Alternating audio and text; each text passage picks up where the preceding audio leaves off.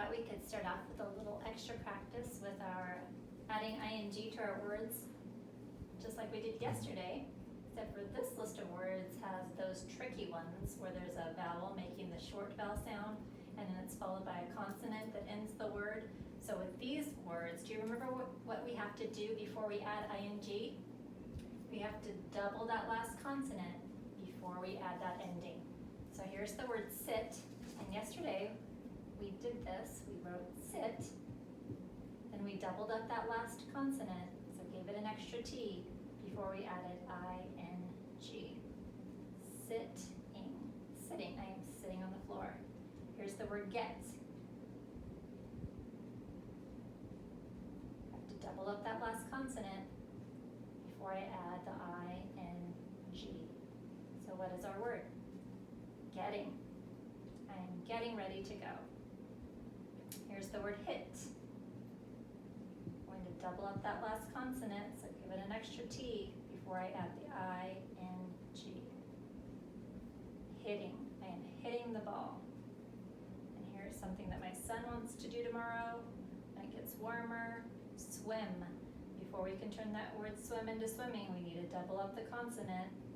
So 2 M's. Then we can add the ing.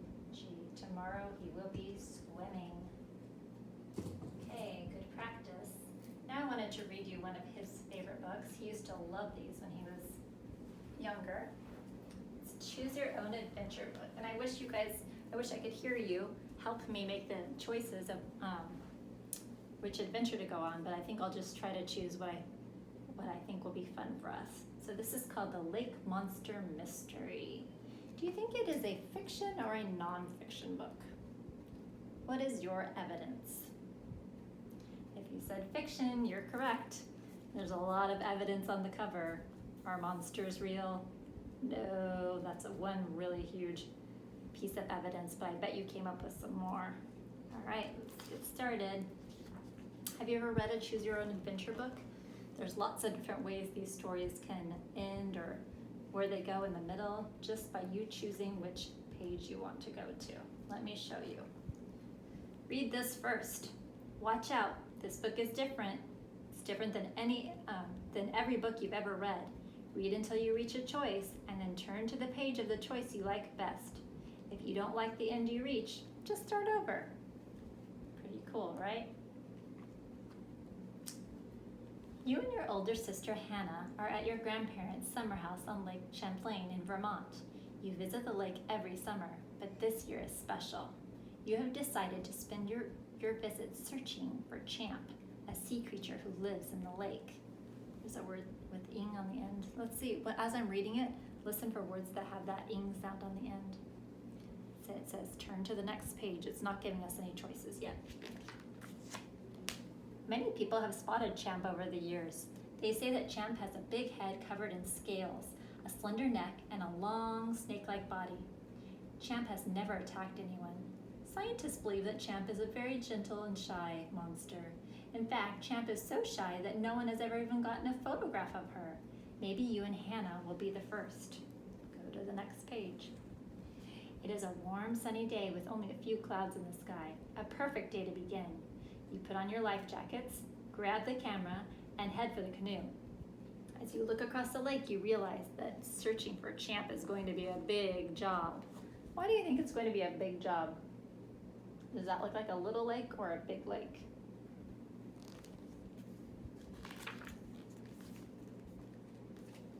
Where do you want to go first? Hannah asks.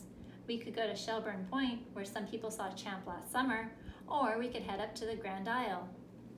Go to the next page. Grand Isle might be better because there are lots of quiet, deep coves there. Remember, Champ is very shy. So if you decide to go to Shelburne Point, turn to page 6.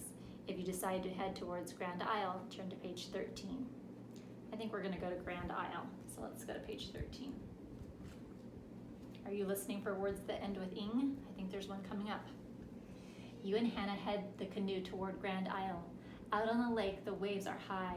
Your arms begin to ache from paddling, but all you can think about is getting safely across the rough waters and finding Champ. So here's paddling, getting, finding, and here's getting. Do you see how there's a double T before the ing? After 30 minutes of hard paddling, you're close to Grand Isle. When you are 50 feet from shore, you see an old abandoned house tucked behind a quiet cove. That's funny, you think. You've never noticed it before. Wow, Hannah shouts, it looks like a haunted house. As she speaks, a cloud passes in front of the sun. Turn to the next page. Hey, Hannah, you say, let's go in and explore the place. Okay, I'm getting tired anyway. You continue paddling, and after a few minutes, you pull the canoe up onto the sandy shore. As you walk toward the house, a chilly wind rises. You hear a long, eerie screech. An old shutter on the second story of the house breaks off. It tumbles through the air and lands right in front of you. You and Hannah look at each other. This place gives me the creeps, you say. It was just the wind, Hannah says. The house isn't haunted. That's only in the movies. If you decide it's safe to go inside, turn to the next page. If you decide to leave, turn to page 25. Normally, I'd say you should not go inside a strange house, but since we're just reading this book for fiction and for fun and to see what happens, we're going to go ahead and go with that one this time. So we're going to turn to the next page. You shrug. Hannah's probably right. The two of you start off again towards the front door of the house. The door opens when you shove it. You stumble into a dusty hallway. Hannah, it looks as if no one's been here for years. I know, she says. Let's give it a look. Turn to page 22. You tiptoe carefully from room to room. There are pieces of broken furniture, an old bird's nest, and lots of dust. There's nothing here. Let's go. Wait, Hannah. Look at this. You point to a narrow staircase behind a kitchen door. This looks safe. Let's explore upstairs. Hannah follows you up the dark, narrow staircase. It leads to a stuffy room. You carefully look through the closet and a chest of drawers. There's nothing else but a moth-eaten bed. Turn to page 24.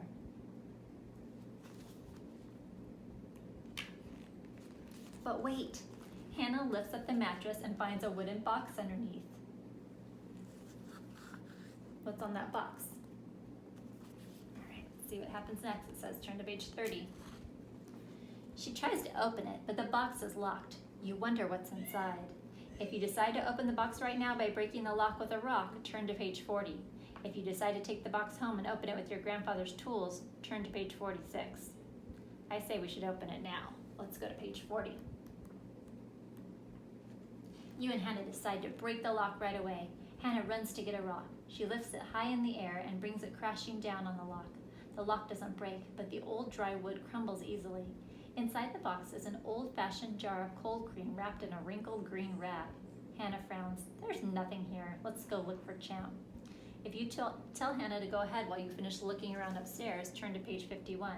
If you want to continue your search for Champ, turn to page 52. Well, I don't think it's a good idea to get separated, so let's go to page 52. You're right, Hannah. It's getting late, and we still haven't seen Champ.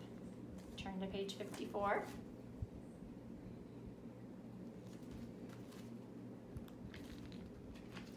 You retrace your steps through the house. As you pass a window, you catch a glimpse of a small head 2 feet above water, looking curiously at the house. It's Champ. Go on to the next page. When you get outside, Champ leans her head back and cries, "Yow, yow," in a thin, high-pitched voice. 6 more creatures of different sizes appear in the cove. Turn to the next page. They stare at you and Hannah for several moments. Then Champ makes another cry, and all 7 disappear together, back under the surface of the water. Turn to page 60. In a few seconds, the lake is as calm as if nothing had happened. The end. Should we do a quick retell? Why don't you find somebody in the room or in your house, and you can pause this for a second and go retell what happened. So remember, you're going to try to give a summary of what happened in the beginning, middle, and end of the story.